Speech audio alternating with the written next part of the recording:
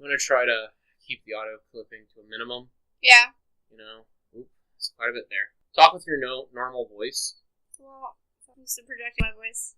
Well, it's okay to project your voice. I'm going to be I just don't always project my voice.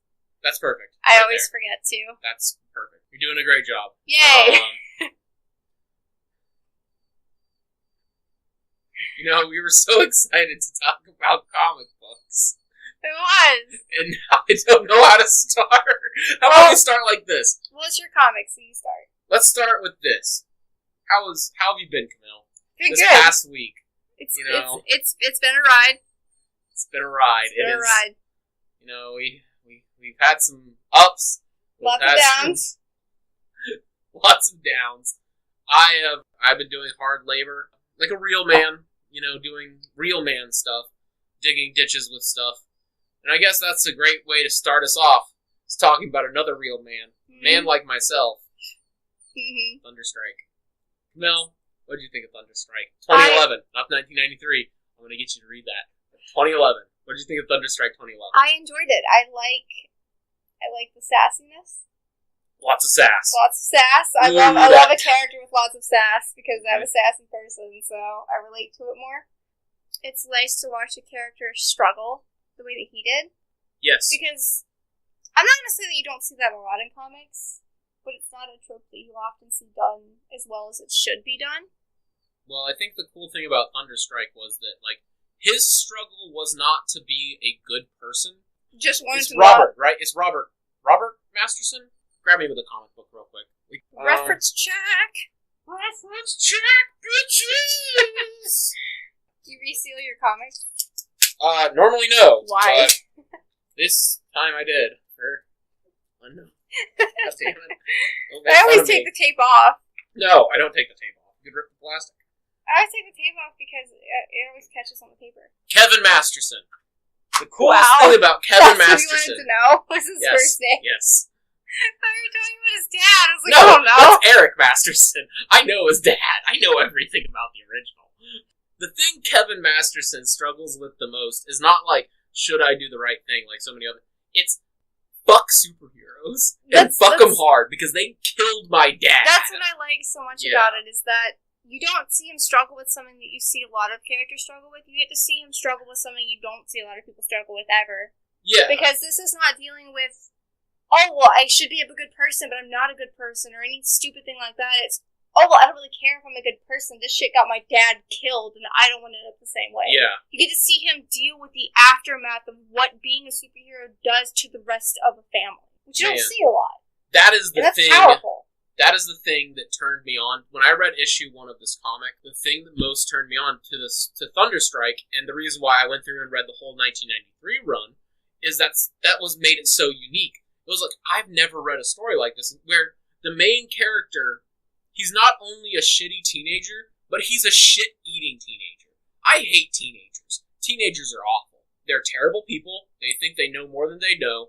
And Paul DeFalco, a 50-year-old comic book writer, captures the average American teenager. He really does. Amazing. And it's, Kevin struggles with the fact that superheroes, this whole superhero dream, this whole, this infantilism with superheroes that society in the Marvel Comics world has, he sees it as, a bunch of people convincing his dad to do something he shouldn't have done.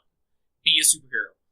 And when you read the original run, Eric Masterson is not a good superhero. He's kind of shit at it. He's kind of bad at it. He's not the strongest. He's not the fastest. He's definitely not the smartest.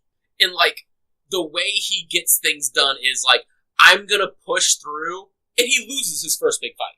Eric, the original. Yeah, because you see this event in this comic now. This is the one where he lost his mace. What? He had to walk with a cane or something. Yeah, Eric has to walk with a cane. He got injured in a fight with. He trying to save another superhero. Thor. Yeah. Without being one himself. Yes. Just being selfless. And that's why Eric is such a good superhero, is because he's humble and selfless to a core, to a T. He just doesn't care about his own safety. He cares about others. And that is what got him killed in the end. And Eric can't stand, especially Captain America. And there's a lot of reasons. We'll get, if we ever do the 1993 run. To be fair, I don't like Captain America either. He's a Boy Scout, so. I hate Boy Scouts. I am a Boy Scout. There's a reason I don't like Superman either. Superman has some good moments. Kevin Masterson is like the bully that beats up Boy Scouts. Yeah, but I like seeing that part in the comic too. He's when you meet him, he's a bully. He's mean. Yes, his first panel is him beating the shit out of a new kid. Just absolutely beating the shit out of some kids. It's a new kid. That's why all these kids are horrified. And you'll find out to like a comic or two later that this kid did something awful and shared something about his mom. Yeah. But he doesn't talk about that at all. He's very distant about it. Well, Kevin has a weird arc. Which in turn also makes him a good person. Even though he doesn't want to be. You get to still see some part of his dad living on. Which is awesome. Yes. Kevin has a degree of honor about him. He's not a pussy. You know, that's what I like about Kevin. Is he's not like he's a guy who's gonna kick the shit out of you and punch you in the mouth for saying shit about his mom. This is 2011 when this comic was written. But he's not going to say shit about it. And he's also not going to talk shit about you behind your back. He has a certain code of honor. He already dealt with you by punching you in the mouth for talking shit about his mom. He doesn't need to keep going. Exactly. Yeah. He doesn't need to give a reason for it, even though you find out later that he has a long record of doing the same thing. And it makes you wonder, well, is he really beating people up to be a bully, or is he beating people up to defend stuff that he believes in, like his mom? And it's almost like fighting for what you believe in is the main character point of good superheroes. You know, it might just be. Maybe Paul DeFalco gets it. Maybe. Because he wrote the original Thunderstrike, and he got it in that, and it looks like he still got it. Incredible! A writer who understands what comic book superheroes are supposed to be about. People fighting for their truest motivations, for their own personal honor. Listen, if you want to do the honor of the state, become a cop. But if you have a personal code of ethics that you believe in and you're willing to lay your life on the ground for, be a vigilante. Be a vigilante. Break the law. That, yes. And Marvel does it amazing, because in their society, DC has not a lot of superheroes. Not as many as Marvel. No. But that's always been Marvel's strength. The one thing I think separates DC from Marvel the most, that I see a lot of people also talking about, is the fact that Marvel's superheroes, as well as their villains, Marvel's villains have a certain good side to them.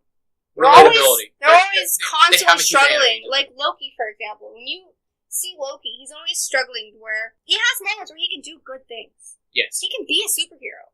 Then he makes bad decisions and he does bad things. Because he's inherently a bad person, but he's not at the same time. But Marvel's superheroes also have this thing where they're not all inherently good people, but they're trying. No, yeah, I think that's the most relatable thing about it. And that's something that DC doesn't always share. Because most of their superheroes are very much just superheroes. They don't do... Well, I feel like the Flash is pretty good with the struggle. The Flash struggles. Yes. Yeah. But like, you see it way more in Marvel. You don't see Batman struggling. Well, should it be... Well, I take that back. You do see Batman struggle sometimes, depending on what arc you're reading. I think Batman's one of the few superheroes where he doesn't need the struggle. Batman... He's dark enough.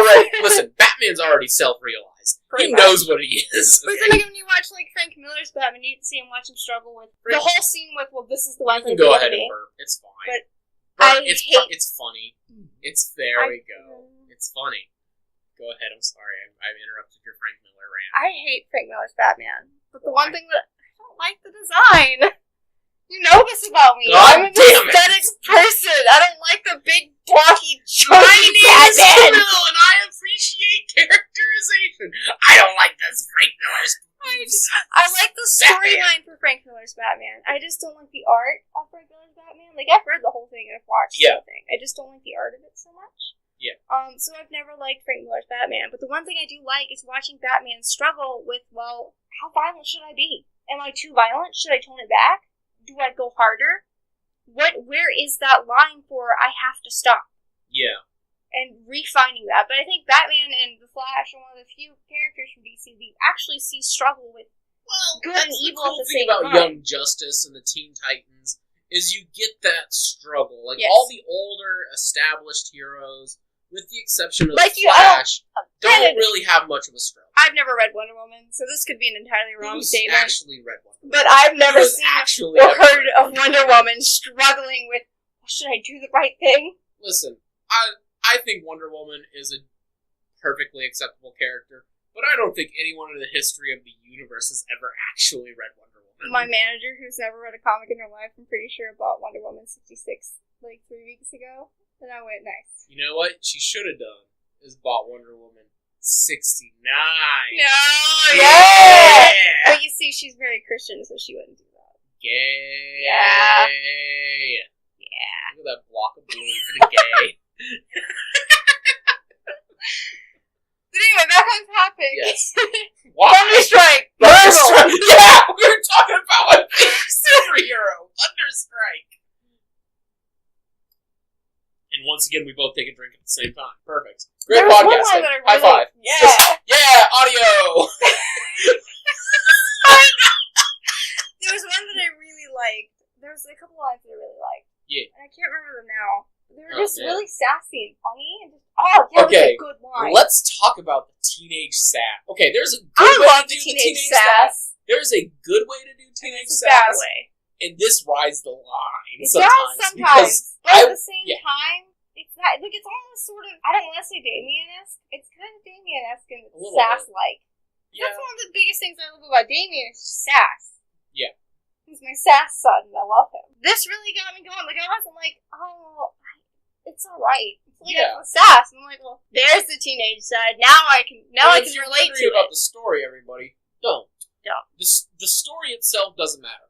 What matters is The characterization in it. Kevin is the sole focus of, like, everything in the story is for Kevin. The story is Schmidt. It's a monster of the week. Yeah. Bad guy shows up, does a bad thing. Mangok, right? Mangok. Yeah. It's a fine villain for his first big battle. Mangok that is was a one of the funny things that I liked. There was a moment, him and the Clutcher were fighting. Yeah, Oh, whatever. I think it's Iron Man. Oh, That's yeah. not Iron Man. No, it's Iron Man. How dare you fight Iron Man? And just Man, it goes was after almost him. like my real life dealing with comic book nerds. You know, this is a rant I've been meaning to go on.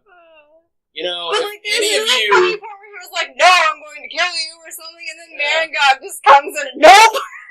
Mangog My is turn. great. Mangog is a... Oh no, there was a moment where, Thunderstrike was gonna go in for the kill, and he had this, like, great line. And then Mangog comes in and goes, nope! And just smashes the fuck Wait out a of second. everything. Oh, there she is. I think that's going to be, like, the actual... Can I just say that Brent and I both really love strong women and just... Oh, my God. Oh. Beefy. Oh, is it Grunny or is it Grunny? How do you say Grunny. it? Grunny. Because I pronounce it Grunny. Grunny is hot AF, and I love her so much. She's got a big battle sword. Oh. She wears spandex. 90s armored spandex. With armor. Her muscles and her thigh. Oh, God. Oh, my God. Paul DeFalco, you know it's truly sexy. Spandex. No, it's not a God girl or woman, damn. let me tell you. God damn. God, you know... Make loud noises to cover the opening of the comic book. Oh, my God, I just can't stop coming. Let's see here. We can just find the line. It's fine. I mean, it's not a super huge line. I just found it, like, really find it. comedic. Look at that. There's a fucking ad in here for Pokemon Black. Man, that brings me... I love Yeah, Pokemon that brings Black. me back. Where is it? No, it's the final fight. It might be an issue 4. I think it's issue 3 or 4. Man, I don't have issue 3. I That's might really find it on disappointing. here. You know what makes me a rage, everybody? To make a reference to the Dick Show? What makes me a rage is when I can't complete my collection. When I can't complete my collection of comics. I mean, you could just get it online, but that defeats the purpose, That right? defeats the purpose of going to find... It's gonna be issue 4. Well, I'm opening up issue 4 right now. I can't wait to edit this. Woo boy. This is going to be the most fun. Okay, I got it. You got it? I think so, yeah. Okay, so they're all like, no, you can't kill Iron Man! Can we talk about how fucking radical Can we talk about The the redesign, second but, like, form? can we wait till I find it? the redesign? I just passed it. Okay. It's, you may have the power of a god, but you lack the necessary heart and compassion. And he's, like, going in for the kill, and you just have Mangog just smashing the fuck. Yeah. No, This okay, feels so right. listen. Just silence, you fool! Listen, here's the deal, everybody. The greatest thing about Thunderstrike is heart. I really mean that's the it. moment where he really Yeah, is like, that's when he I'm gets a it. superhero. You may I have- have to do this because it's right. This is why this is the best hero. I really enjoyed because his Turk. dad shares the sentence. Yes. You maybe have the power of God, but you lack necessary heart and compassion. Part of being a superhero is being a good guy. I get that you want to have your edgy characters. I get that you want to have your edgy bullshit and your crazy. Well, what if the superheroes weren't really super? What if they were pricks to each other? Shut up! If they were stupid glory hounds, it doesn't matter. You don't have the heart. Then it's not. Listen, not a superhero. Even Thor. You know why the bad guys lose in comics? Because the bad guys have the wrong motivation. Mm-hmm. This is comic books, god damn it. Okay? In comics, good always triumphs evil. Okay? Good beats evil in comics. Okay? The reason why good beats evil is because we want good to beat evil in the real world. Exactly. So rarely does good beat evil in the real world, and we gotta put up with all the horseshit. So why would we write it in fiction? Yes, exactly. I don't want to read about douchebags in my comics. I want to read about cool, muscly guys beating up bad guys with their big hammers and their big maces and flexing and having that handshake from Predator where they both flex in the biceps. Can we also talk about Mangok because I found him a very comedic relief for the Oh tension. my god, Mangog He's is just funny. so dated and she's so stupid. No, but like, okay, Mangog is a Thor villain. Yes. Okay, like, he's like a big Thor villain from like way long back But ago. like, he's so overdone. He's like, I am hatred. I am holiness. I am embodiment of all that you hate. Yes, it's great because he's just evil. He's just I am living vengeance. I must be saved. It's perfect. There's no philosophical bullshit. He's like, oh, you smell like an Asgardian. I'm gonna kill you because fuck Asgardians. So over the top. I love it. And like, Paul DeFalco does something great, right? Where like the Collector is like, oh, I have my philosophical pinings, and like the Thunderstrike is just like, fuck you, and hits him with a hammer, and then Mangog comes out, and he's like, fuck you, I have a fist, and Thunderstrike's like, fuck you, I have a hammer. Mangog's just like, I am hatred. And they start punching each other. It's great. I am hatred through all the battles. Oh my just god, such a comedic relief from the Okay. emotion tension you were dealing with, and like let's dialogue. Fantastic. Makes me so happy. Comic books. Paul DeFalco, he understands what's cool about comic books. He does. He Very understands well. why comic books are fun. He understands what people want to see in a comic book. He understands why people read comic books. It's not about understanding the audience for him. It's about understanding the craft. He's an excellent writer. He's a wonderful human being. He cares about his characters. Ugh! 1 second, we have to pause while we open beers. Well, there goes the mic. Thanks for that. I'm gonna edit that. Sorry. It's fine. Everything can be Sit. edited out. Does it Even sit? you, listeners. Ooh, no, you're gonna ruin it. How do you do that? You can't. I just push it down with my muscles. Here's your views, dick. We're gonna get drunk. I can't wait. Okay, put that in your mouth. What I was gonna say is With the the man bottle. knows how to tell a story. The Doesn't man have knows to- how to write a character. He knows how to write a character well enough that the story doesn't have to carry the character, because the character can carry the story whether it's shitty or not. The character has... Okay, so something I really care about is characters having their own voice. When I write a character, for Skull Guy or for a book, I actually, create the character in my brain, give them their own voice, give them their own personality, break them down, and, make them into as much of a person as I can. By talking to them. It's a thing that writers do. They talk to their characters in their head. I do it all the time. It's great for developing a character voice. Mm-hmm. A lot of characters are written with the intention of being characters. Mm-hmm. Paul DeFalco writes people that happen to be characters. And Kevin does is a a damn person. good job of it. Kevin is a person who's struggling with being a teenager, which I hope we've all been. Listen, if you're under 13 and you're listening to this podcast, well, we probably ruined a few You're things. probably going to have a hard time relating to this comic. Spoilers: sex is really good, but it's gross. Not something that's covered in this comic at all. That's the other great thing I love about this. There's no sexual anything except There's no love interest. Kevin checks out Grunny because she's a bodacious babe. Grunny is a bodacious babe with a big broadsword, and there's nothing sexier than a redhead in armor with a broadsword in a skin-tight armor suit. Let's talk about Grunny. Can we talk about Grunny? Because We Grunny can talk about Grunny. She Fuck all has this the intelligent worst... shit. Let's talk about Grunny. the worst dialogue. God damn, is she fine? She has great. She's and an Asgardian. You get to see her dialogue grow in this. Yes, you do. do. I don't know if people noticed, but you get to see her dialogue noticed. change and adapt to her situation. And by the end of this comic, she talks differently than when she first met Kevin. Want to know how to do a strong female protagonist? Grunny is how you do it. She has an arc. She grows as a character. She's strong. She starts out stronger than Kevin. And she has her own strong, independent beliefs separate from everyone else's. And she doesn't let anyone influence them. And she, takes Kevin, this young teenager who keeps on staring at her tits. And let's be honest, she knows that Kevin's staring at her tits. Women know when you stare at their tits. Mm-hmm. You gotta look at their shoes. You gotta ask women about their shoes. That's how you gotta sneak it in. Okay, you gotta sneak it in. Then you go for looking at the tits when they're naked. Here's the deal. Grunny knows Kevin likes that spandex. But Grunny's cool with it. Because Grunny's like, I'm an Asgardian. I'm not pent up about my sexual bullshit. I know I'm fine. And I got this big-ass sexy broadsword. I'm gonna go fuck some people up with it. Because I'm badass. Because she respects herself as a warrior. She respects herself as a warrior because there's nothing more important to an Asgardian than their self as she's a warrior. Earned that shit. She earned that stuff. Because being a Valkyrie is not easy. It's one of the highest honors a female can achieve in Asgard. Yeah. And she's done it. And she's cool. She gets to go... If you don't know what a Valkyrie is, essentially they go onto the battlefield of Viking warriors. And they handpick the people who have earned the honor of Valhalla.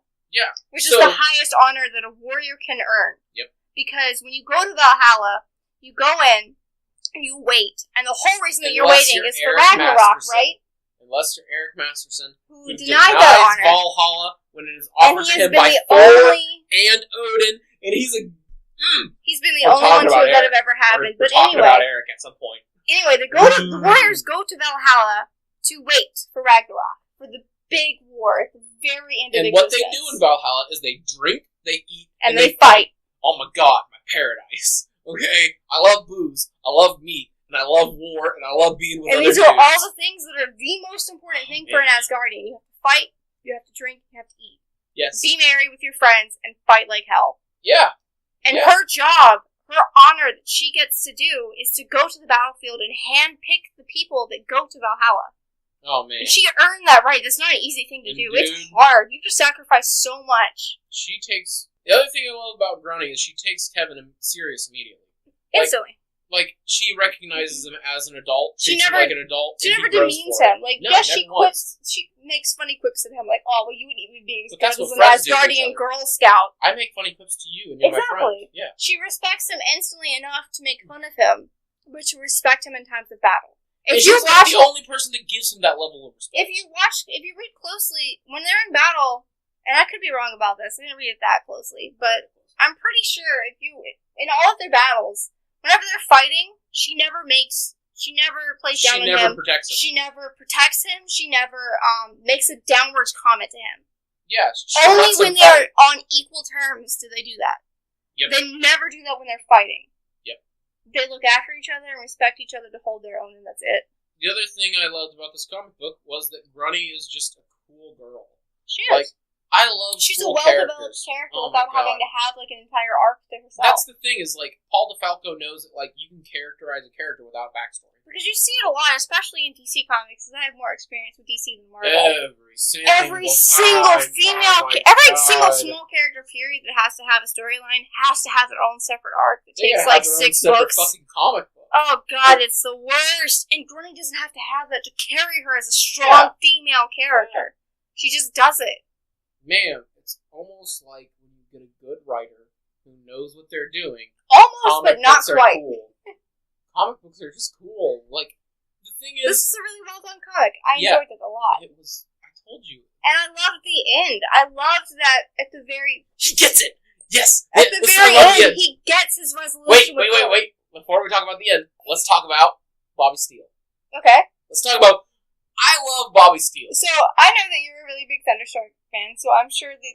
I'm actually you may know the answer to this, and you may not. I am the biggest Thunderstrike fan, to be exact. But I'm going to ask you, because if anyone would know, it'd be you. That is Bobby pretending to cover for Kevin. Or does he actually not know? Nobody knows. Is he never said? Paul DeFalco. Because I personally think that he's covering for him, because I feel like he's a chill dude. I looked up an interview with Paul DeFalco about this very point. And he never answered it? He said It's up to the reader. Because what do you feel like? Because me personally, I feel like he's covering for his fun. dude. Okay, well, the cool thing about... Because you see it when he's driving, they're Bobby talking Steele. about it. I'll have to find a way Let's to talk about help your Bobby mother, Steele. but he's going to be a cool superhero. Backstory on Bobby Steele. Bobby Steele was a football player back in the 80s who was, like, top of his team, and he starts going psycho, and you think he's Blood Axe for the first few episodes of the original 1993 run. Well, I did. Well, you were supposed to. It's kind of a red herring thing. You find out he's been using steroids. Bobby Steele has a whole arc where he has to, like, get over this. Bobby Steele is not like he's not a tight ass. He's not going to be one of these guys who's like, you got to do everything by the books. Okay, he understands you got to, like, be flexible. You got to be willing to, like, move around, work other things. You know, he's a cool guy. Also, Eric Masterson is Kevin Masterson's father. And he influenced Kevin on a very, very fundamental level. But Bobby Steele is his dad. He's the guy who's raised him. He's the guy who's brought him up. In the original comic book, I'm pretty sure it says something about, like, Bobby basically raising Kevin by himself because the mother walks out on them because she doesn't feel like she can be a real mom. Yeah, I can see that a lot. Yeah, and so Bobby is, like, this really I love earnest men who wear their feelings on their sleeves, and they got big muscles, and they're just like, I love my son. He was not my biological son, but this is Kevin. He's my boy. Can I pause you right there? I love in this comic one of the biggest, and it's very small. It's not a big thing. It's not pointed out in the comic. It's very small in the way that it's done, and I love it. It's the fact that when you meet Kevin, he calls him Bobby. Yes. About 3 or 4 issues in, he turns into calling him Dad. Oh, and yeah. no one makes a big deal about it, but I think that's very subtly strong. And that's something I didn't pick up on. I think it's very subtly strong that he really has a very deep connection with Bobby that is not played on as much in this comic as it should be, but it's still there enough that you can see it. Well, I think the reason why it's not played up more is that Bobby and Kevin don't notice the change. Exactly. When it's Kevin a very calls natural him progression. Dad, yes, it's natural. So there's not a big hub. I mean, this artist... You know, they didn't all come together in the house of cold and say, let's all hug and hey, readers, I'm calling him Dad now. Yeah, hey, readers, look at me. There's been character development, readers. No, it just naturally happens. It's a very natural progression, and this writer, you can really tell this writer has a very all strong understanding of characters and people and how they develop naturally. Well, Paul DeFalco understands how to make a person in a story. A lot of writers are trying to make cool or interesting or edgy or different characters or Paul gay DeFalco characters. This is the new trend. Yeah, that's... Which I fucking hate as a lesbian. It's stupid. Yes, it is. I agree. Lesbians are stupid.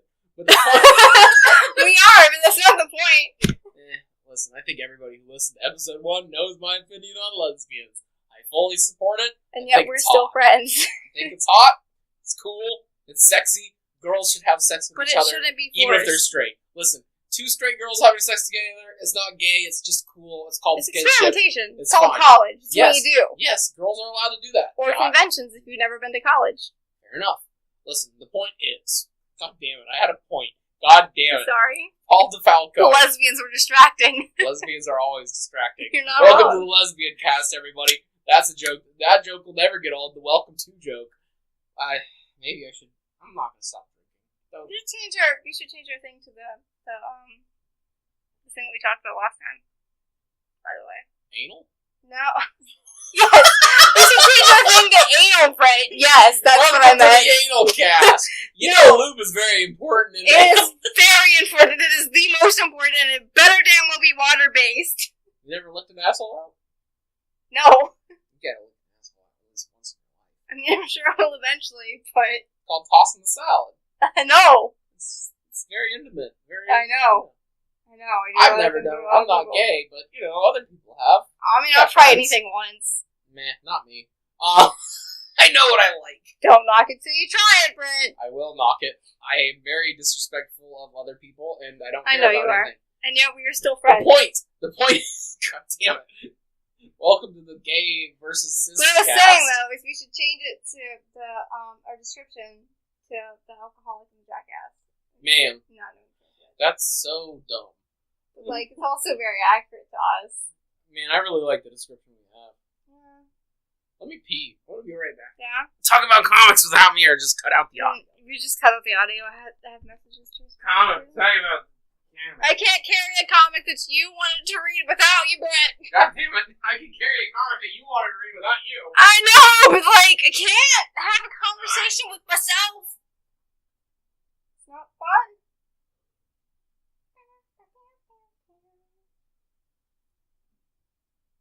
God, you pee so loud.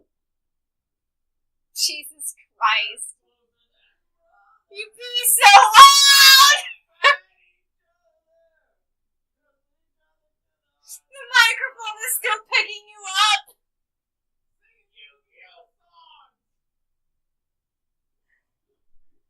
Mike picked any of that up. You picked it up? Yes! Look at the little tiny audio clips. Yes. What is this? What's this? Paul DeFalco. Talking about Paul DeFalco. We were. He's a great writer. He understands how to write people. Bobby Steele is a human character. He's a side character. He doesn't get a lot of attention. Bobby Steele's just a regular dude. Yeah, he doesn't need a lot of attention, though, to be a strong side character. He doesn't. That's the thing DC doesn't seem to understand, is you don't have to have 18 books to be a strong Marvel side character. doesn't understand it either. Paul DeFalco You're not wrong understands there, it. but Paul DeFalco understands very well that you don't have to have 18 Paul books to be a DeFalco, strong character. write my wedding vows. Oh God, if you ever get married, Jesus Christ. There's someone out there for everybody. You're not wrong. I'm optimistic. Listen, maybe I'll find the one through this podcast. Should I talk about the end now? Not yet. Let's talk about... Man. Because we're talking about Mangog's comedic Mangog was cool. tension breaking. Let's talk about the read. Can we Let's talk about the Captain redesign. America? Yeah, let's... Yeah! You know what? Fuck Captain America. He's a piece of shit. His square jaw looks like shit. No. Okay, so in the original run, Captain America gives Thunderstrike shit constantly. He is constantly giving him shit. Constantly telling him he's a bad superhero. Constantly up his ass. Gwen is the only one that's read the original Thunderstrike. I have not. Yes. So I will play the part of the readers that don't know anything about Thunderstrike. Okay, well, here's the first thing. Listen, true believers. I'm actually going to go on a rant about that here in a second. True believers. It's actually a very deep sentiment. You all don't... None of you understand it. I'm the only one who understands it. Let me explain it to you. After I talk about this. And the original Thunderstrike... Man, why am I waving my beer around? I'm going to make a mess. We're going to cut that out, right? No.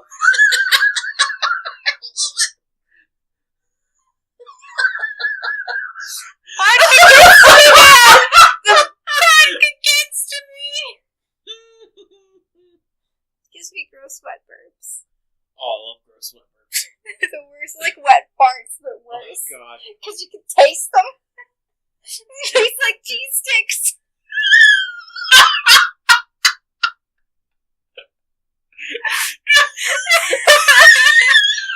God, can you give me another beer while I talk about this? Oh, God. Let's talk about Cammix. Captain America. In the original, Captain America feels guilt. Basically, Captain America feels guilty about treating Strike like a piece of shit. The reason why Eric Masterson dies is because Captain America makes him feel like he can't trust the Avengers. And so when Eric... shouldn't do that right beside the mic. Man, it's fine. Okay, so Captain... It's gonna be loud. That's fine. Unprofessional, Brent. It's all unprofessional. Oh, I know I dropped it. Listen, I'm gonna be drinking while I edit this, so I'm in the same mindset. Should we go out with clinking? Clink with me. Yay! A very hollow clink. Try it again. Try it with that one. Yay! That's a better sound. Yay! Listen. Anyway, Captain America. Captain America feels guilty about driving Eric away from the Avengers. I mean, in all honesty, what doesn't Captain America feel guilty about? Being gay. I feel like he would feel guilty about that as well. Actually, Captain America might be... He's a cool guy. He's literally a Boy Scout at its finest. Literally. Well, I like the fact that Captain America, like... I mean, I like Captain America, don't get me wrong. Like, he's such a good boy, but at the same time, he's too much of a good boy. He's too much of a good boy, but, like, he's the only good boy I love how you started saying that, too. You're a good boy. All the time. Yeah, but to your dog, not about characters. I don't say about characters, too. Really? No. He's a good boy. But, like, once you said it to me, I knew I could use that term in a way that you'd understand it. Fair enough. Like, for example, if I go to work and I tell my manager, Lisa, well, this person's such a good boy, Lisa would look at me like, what the fuck is wrong with you? I tell the Mexicans they're good boys.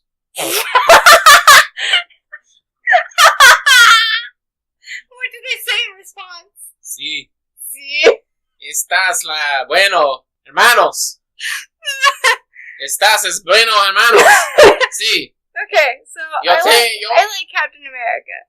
Which is saying something because I hate Boy Scout good boy tropes like Superman. I can't stand Superman. Superman's stupid. Superman is too much of a Boy Scout. Yeah. He's too good.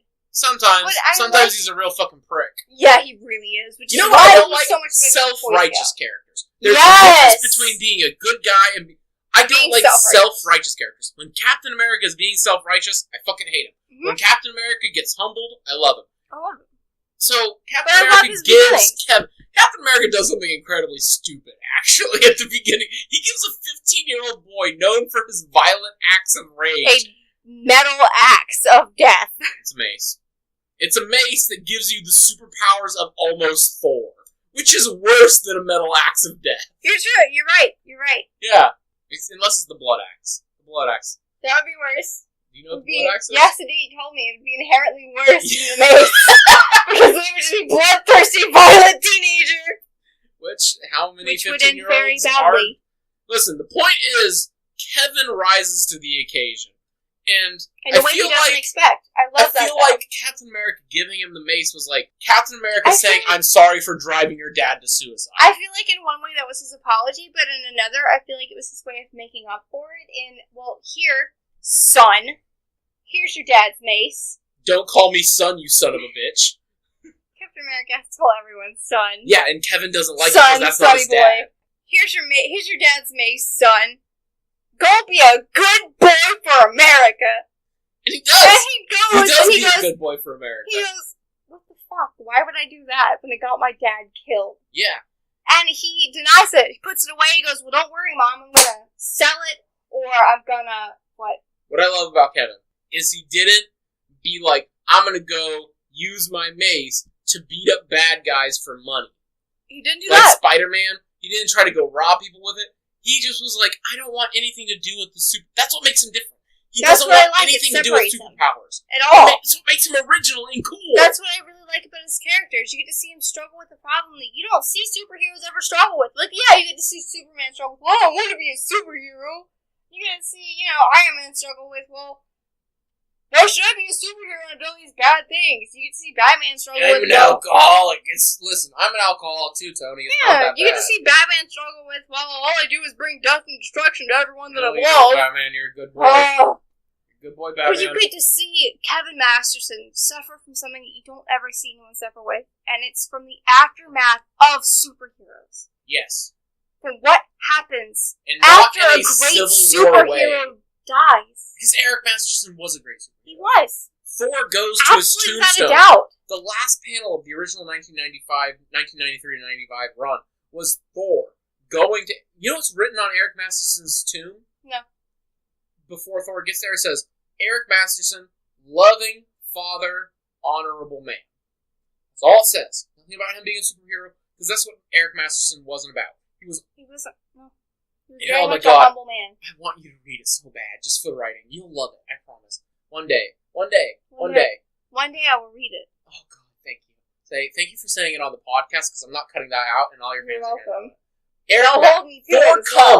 Thor comes down. Yeah, does he come really hard? He comes from the sky, yes. And don't ruin this for me. Sorry. This is something good. He takes his mace, and he brings thunder upon his tombstone, and in it, he carves, the world still needs heroes. I love that line.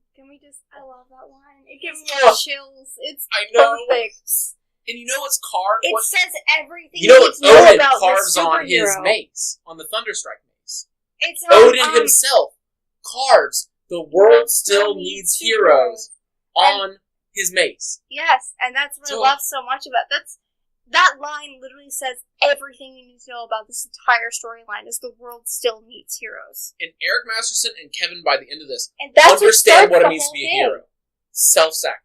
That's what starts the whole thing for him. When he's Yep. rescuing that baby from the car, he sees that line. That's what kickstarts the whole storyline. Which is cool because, like, in the first superhero thing Eric Masterson ever does is Thunderstrike is rescues a baby from a car. That's funny. I didn't know Yeah. that. That's a good. Yeah. That's a good lenient Cool. point.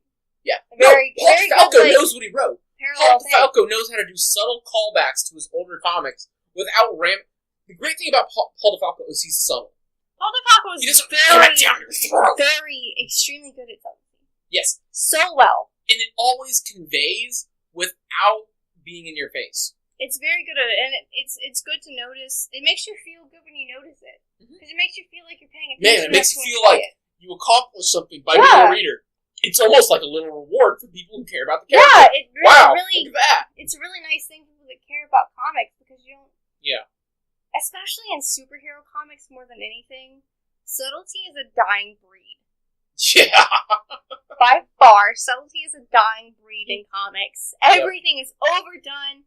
And yes, there are things that are overdone in this There comic. should be some Man-Dog is bombast. so overdone in this comic. But But he it provides fits. comedic relief for everything It else fits going on. too. And Mangog is It treated like a fits real very threat. well. He's a very big threat. I Mhm. mean, if you've read... I've never read Thor's comics, but I love Thor as a person and a comic and a character. Fucking Normie!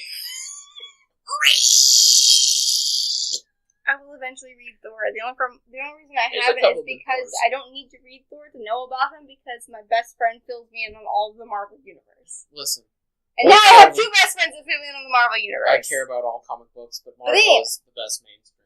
I mean, Marvel's comics and its movies are very on point, but I will always be a Batman fan. You can't take it out of me. I grew up with Batman. And that's fine. Let's not get... You know what? Let's get into this. Can we talk about the ending? We're at 45. Yes. Let's And talk... then we can get into DC later for the other thing. no.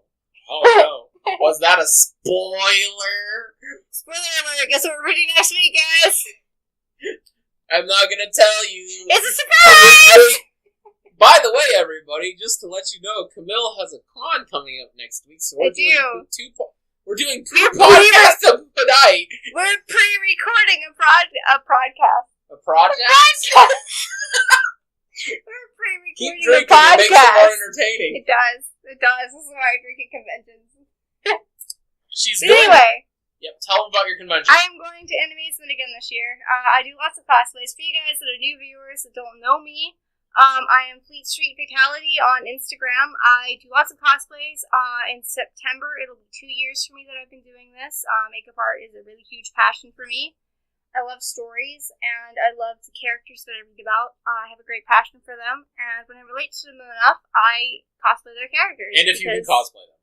Yes, I cosplay their characters because they mean a lot to me, and it... Would you ever do a cosplay of Gretty? If you get that kind of body? Yes, absolutely, because I love her as a character. She's such a strong person, Oh my God. and I love her character design, and she's I love her spandex. hot. God damn it, she's so But she's fucking also sexy. a well-done character. Like, I don't care if her character is hot so much as... Well, that's what makes her hot. is She that has she's such so a strong well done. character, and that's what's attractive to me, is that she's a strong character.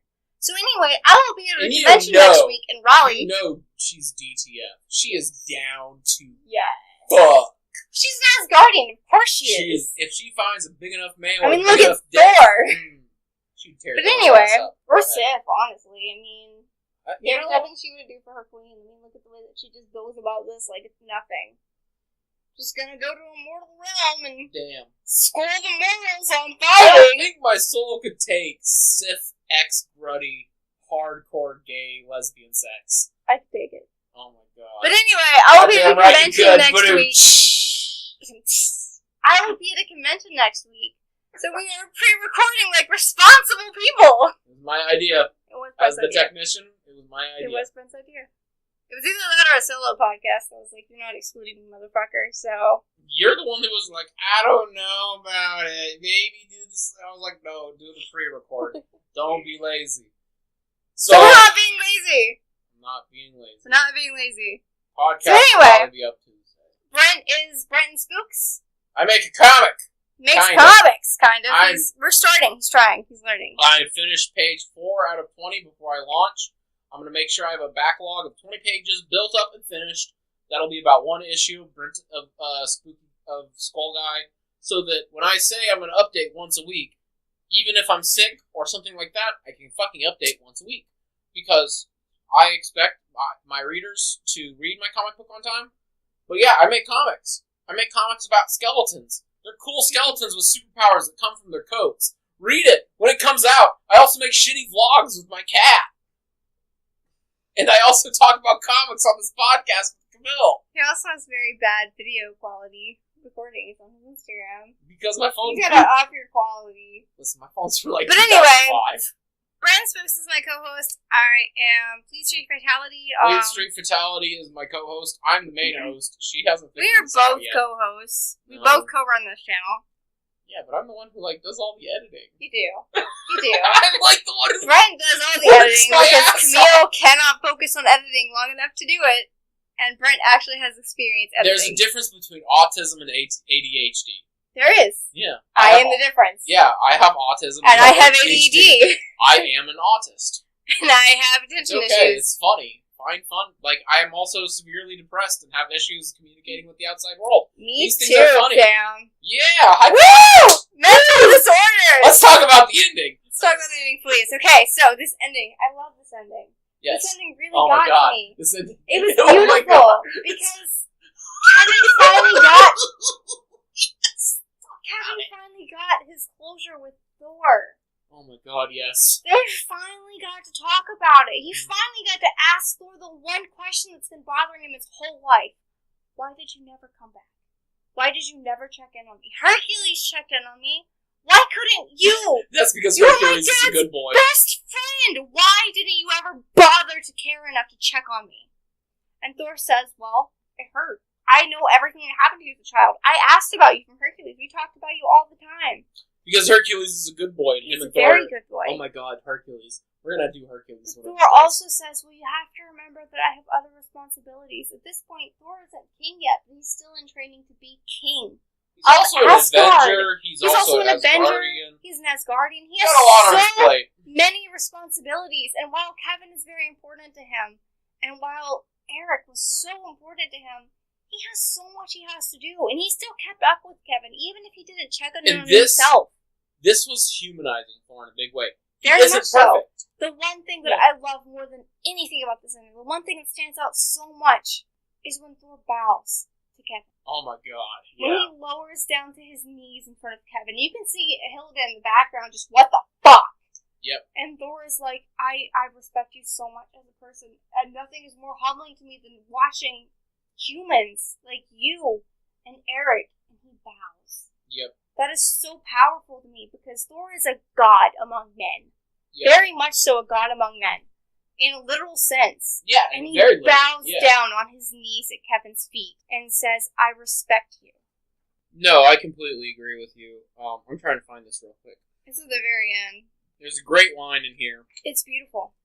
I wish I could remember it. You I know, wish I had an Mangog, analytical mind. Mangog he's resisting being thrown into the portal. I love the taunting of this too. Oh, there's You'll some never stuff. defeat me. I am hatred and vengeance. So, in the background of the top panel on one of these pages, you know, you see Eric Masterson in the background in his classical 90s design, and he's like a shadow over Kevin, and he says, "Who boy?" And also, something about the "Who boy" line.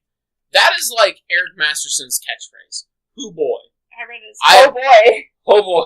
Oh boy. I have actually started using it in my everyday life. Oh boy. And it's just like a cute, cool thing. And Mangog is Can like, we talk the about how this answer is an lies. advertisement for Thor? Yes. This comic? Yes. This is the movie? No, that's It's the for art the book. movie! No, that's the art book. Blockbuster. Is that for the original movie? Mm-hmm. Holy shit, this is old. Listen, so Mangog is like, the answer lies within your own mortal heart. I feel fury burning within you, feed upon it. Crush you, blah, blah, blah. Mangog's over the top. And Eric and Kevin's like, oh boy, Dad.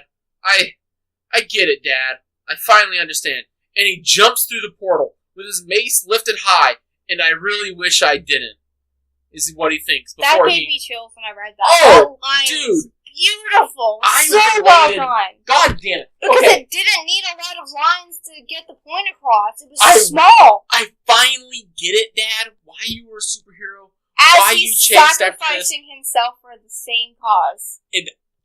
Last week I said I couldn't forget about this being a comic book. because you gotta sell them.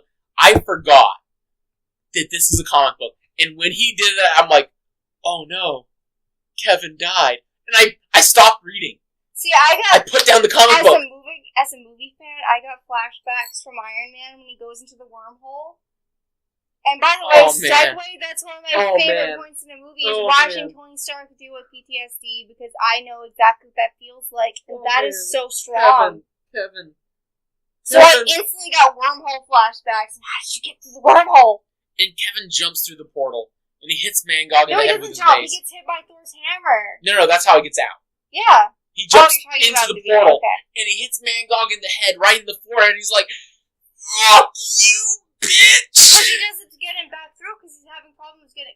He's not going. Well, he's falling into the sun. But Kevin he's not going fast enough, so he dives through the portal to shove him through, without a second thought to what his mom's going to do, in that moment... what it's going to do to his family, in that moment, instant of this is what I need to do. Becomes a hero. Yes. Just like his dad. It's that... And it's he finally gets it. But huge. And I love how even though he's like a hero now, he doesn't lose his sass. Because a lot of times, when a hero, when one of these teenagers realizes, oh, I'm a hero now, it's like this 180-degree turn where like, I start talking. You, Spider-Man. God damn it. You know? There's a lot I can say about it. Spider-Man's great, but god damn it. God damn it, he lost his sass. Oh, God. Listen. Kevin keeps the fucking teenage angst because he's a fucking 15-year-old who likes... You know, he likes and he finally gets his why, because you learn throughout the comic book that he's angry at his dad for dying. Mm-hmm. Of course he is. I mean, who wouldn't be? You didn't die. He grew up without a father. You didn't care, like, you get this feeling that Kevin's like, you didn't care about me enough to stay alive. Exactly. You had to be a hero. You had to save the day. You had to be more important than me. And, like, Eric kills a god. I mean, what kid doesn't want to be more important to their parent than anything else in the universe? And Eric makes the ultimate sacrifice. His whole life with why wasn't I more important than this thing? And this is the one moment where he finally understands why gets it. This was so important. Yep. And does the same thing without a second thought. Oh my god. Not one thought to his mom or his dad or anything. I broke down and cried while reading this. Like, I'm a manly man. I don't cry at comics. There's only been one time that I cried at a comic, but we'll talk about that later. Listen, as a manly man, when I see manly men becoming and or doing manly man things, a tear is developed in the corner. It's developed in the corner of my eye, and it rolls down. I'm like, yeah, Kevin, this gave me chills, and it very much pulled my heartstrings. And you can feel this camaraderie with him, and it's like, yeah. Beating my chest because, god damn it, it's such a good story. And Paul DeFalco knows how to write a man. There's so few men in comic books. It used to be everybody was men, but now there's been this fucking like weird like thing where we don't want our characters to be too masculine. But no, Hercules is a man. Thor is a man. Thunderstrike is a man. I love men. Tone it down. There's a big thing. There's a big thing that goes to stories in general. It's just, men in the way that they speak, they are not very wordy. Yes. In the way that they feel. They don't describe it the way that females do. And so many writers tend to forget that and go on these long monologues about inner feelings of males. And yes. Men don't think that way. They just don't. Nope. They feel the same things, but they don't describe them the same way. Yes. They describe them in as few words as possible, if any at all. Yep. And this is one person that very much understands that. Because he doesn't use a lot of words to describe what's happening, or what he's thinking, or what he's feeling. He uses as few as possible. And it still gets the point across so strongly. Yeah. And it hits so much harder. This comic really pulled on my heartstrings a lot. Because it's so beautifully written without having to do so much. I mean, there's not much to the storyline. It's very simple at its base. It is. I like that about it. But it's very beautiful in its simplicity. Well, the simplicity of the storyline allows the characters to really flex and really move around. It's very much developed. Yeah. And you know what else I appreciate about the story? There was no ghost of Eric. No, not at all. That's Eric what I really never enjoyed. talks to his son. No. Eric. He doesn't have to. Kevin has to deal with life without Eric. All by himself. Exactly like it should be in reality. Not all by himself, but like without his dad. There's no magical moment where, Eric where like Thor shows up with a last letter from Eric. Looking at you, Iron Man, Bruce Wayne. I like the I letter. like the letter from That was Thomas Wayne. earned. It was very much earned, but at the same time, the whole thing with Iron Man and getting the thing from his dad was that was different. It wasn't Iron Man needed. and Bruce Wayne are two completely. Very Bruce Wayne earned his letter from his father. He did.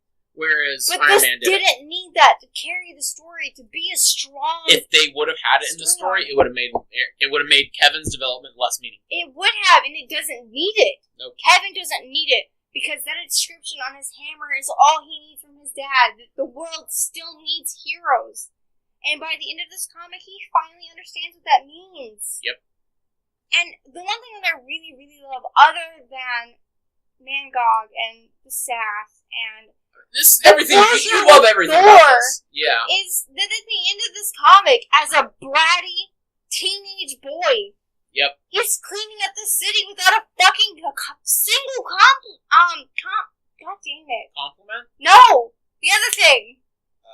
Complaint? Yes! Without a single complaint! Man, yeah, I agree. No! Oh god, I don't want to do this. All I want to do is nothing! You know what else is Just great about happily it? cleaning it up. He's not a part of the Young Avengers. He's not! He tells him Captain America to go shove it. My dad Captain America is trying to offer him to go to the fucking Avengers Academy. And he's like, no, and he's like, no, I don't want that. He's like me. He just wants to be a normie. He just wants to be normal. He doesn't want to be a hero. He doesn't want to be a monster. He's fighting it so hard. You know what I really loved? It's when the mace turns to a walking cane because Eric had walking troubles. I love that it turns into a necklace. Yeah, because what's more 15-year-old edgy than a fucking tiny necklace? Oh my god! It's perfect, but also, like, I want that jewelry. I'm so happy we can talk about this finally. I love it. I love it. It was such I told you. Subtle thing. Only 5 issues. But it's so strong. Yes. It carries itself so well. It doesn't need 25 issues. It only needs 5. That's the other great thing about Paul DeFalco. I love my authors.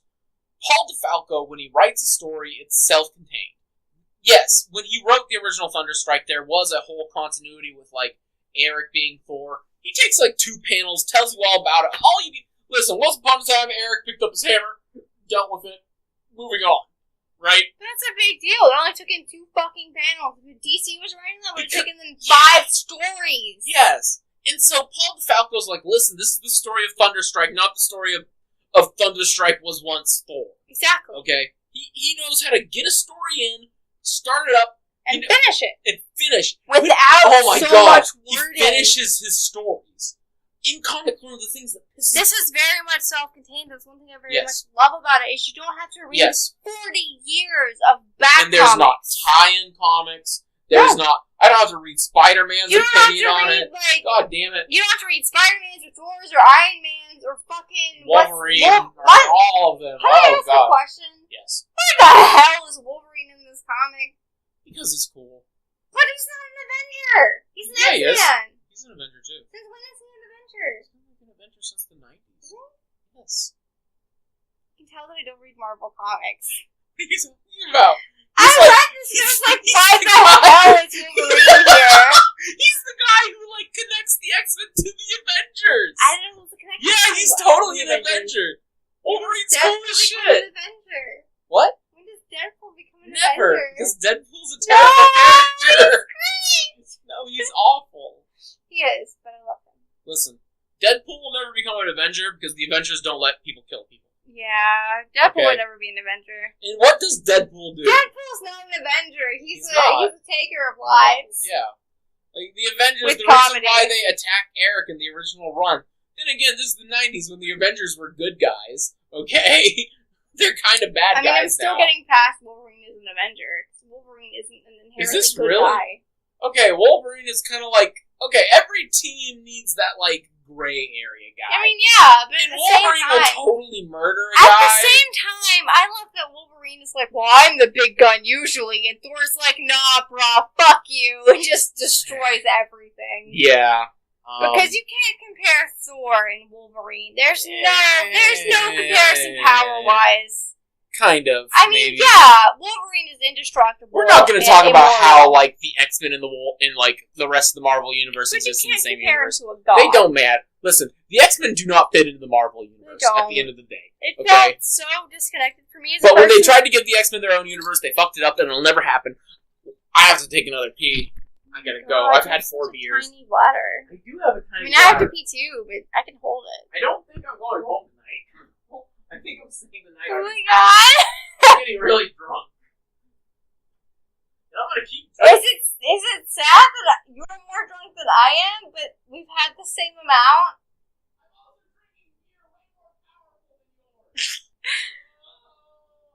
Well, I guess while you're peeing, I'll pee too.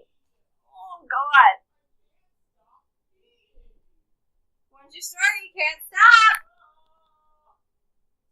What? Get another beer. Oh boy. I'm eating pizza. Man, I'm chewing. Gotta open this beer. So let's talk about comic books. Camille is peeing.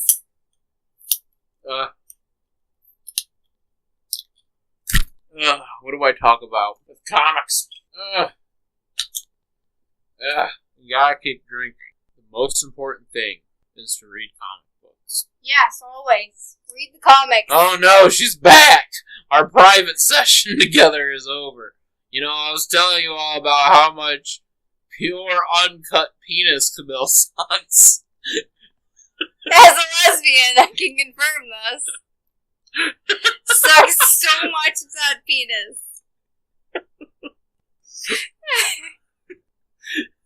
We're professionals, everybody! Hope you like it! I hope you like this podcast. I do! It's a I lot of fun! studied really hard for it. I read Thunderstrike like 5 times! Read it once. Oh man, but it was so good, wasn't It was it? very good. So good! I enjoyed this Man, much. It As was my first Marvel comic that I've ever read, I What? have enjoyed it very much. I've never Wow. read a Marvel comic. This is the first one I've actually read, and I have enjoyed it very much. It was very well written. It was very well done without having to have a story to Oh, carry it man. along, because the characters were strong enough to carry it without a story. yeah. And that's beautiful because you don't see that a lot. We That don't. shows real talent. Well, Paul DeFalco has been working in comics for... I'm not knocking Paul Eons. DeFalco at all. I'm No, not of course saying not. that this is like his strongest work, anything like that. It's one of his strong. I think the But it's 1993 very were strong compared to all the other comics that I've read. Yes. Because the storyline doesn't need its characters. The storyline doesn't need its characters. That's not what I mean. No, the storyline definitely Characters needs its don't characters. need its storyline to Yes. carry it. The storyline The is characters irrelevant. are strong enough on their own that you don't have to understand the storyline. Do you finally understand why I love characterization so much? I love characterization. You know this. Okay. I love characters. I love stories. But this is why story and characterization... Like, this But is why characterization... a prime example of why storyline and characters don't have to go hand in hand for the Yes. characters to be well done. Yes. Very perfect prime example. Yes. This is a very great story Oh man, guys, as its listen. characterization goes. But Listen. the storyline itself is very basic and very simple. Go Like, to your comic book store and fucking buy this. yes. You know... Thunderstrike 1 through 5, 2011. It's not a long comic. I think they're like roughly 23 pages each-ish, give or take Yeah. a couple of issues. And that's the other great thing about this comic book, is like, that moment a little while ago when we saw that ad for Black and White. This is not a graphic novel. It hasn't been graphic novelized, thankfully. It's not Because long there enough. are cool stuff. There's like cool little stuff in this that you can't see anywhere else. I recommend you go out, you buy the weeklies, you enjoy yourself, read it. Read it 2 times, 3 times. You'll pick up something new. Go read the night. Go read That was great. That was great. I was trying to talk through the burp, and it just was like, nope, it's coming out. Go ride the original Ramen Roro. Go read the original Thunderstrike. That's I know. It's so good. It's Listen. good. It's a good story. You By want to now read you it. know me. I am a smart boy. I'm a very smart boy. We confirmed it last week on last week's episode when Camille called me smart. Okay? First, Until I realized that he was not. very smart boy. Very smart. No. person. Do not send Brent pictures. He does not understand what they mean. Listen. Send me porn. But don't send him pictures of the comics you're going to read, because he will not understand that this is the comic book We all saw to the read! thumbnail. We all saw the thumbnail, goddammit. I apologized in the thumbnail. You did, but Okay? The point is... And we got a new great idea out of it. The new 52 weeks. a great idea. Yeah, we're gonna do high five! Woo! We missed! Yeah! I have a new friend that high fives me to the point where it's painful. That's dumb. Don't do that. You don't need to... Listen, I'm the most macho man. They're just so violent. Oh yeah! Let me tell you guys something.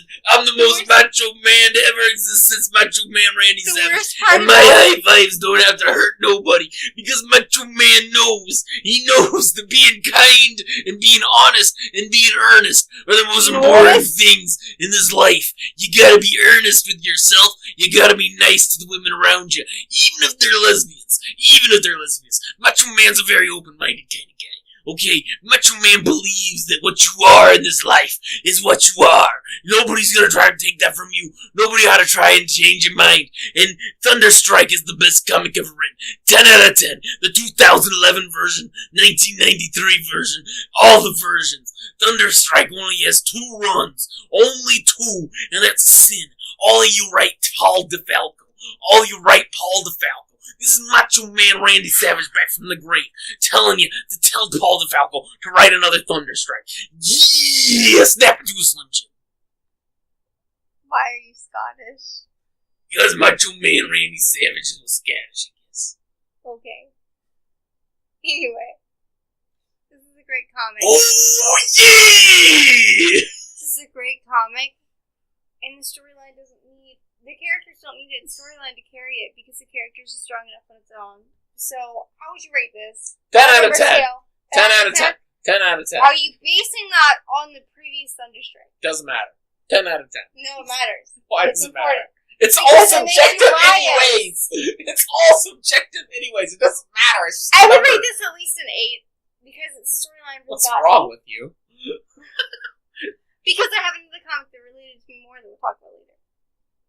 But I think it's perfect. I think it's a very great story. I enjoyed it thoroughly.